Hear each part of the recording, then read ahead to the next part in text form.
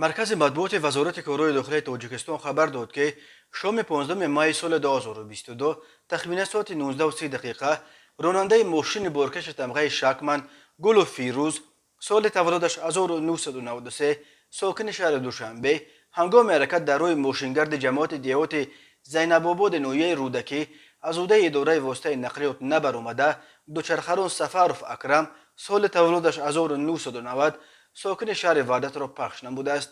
در نتیجه دوچرخران سفرف جراحت وزن جسمانی برداشته در بیمارخانه به هلاکت رسیده است. از روی این حادثه تحقیقات ادامه دارد. در روزهای آخر این علکه دومین خبر صدمه مرگاور در راههای تاجیکستان است که وزارت کارهای داخله نشر میکند. راههای تاجیکستان از لحاظ شماره صدمه ها پرخطر شمرده می شوند.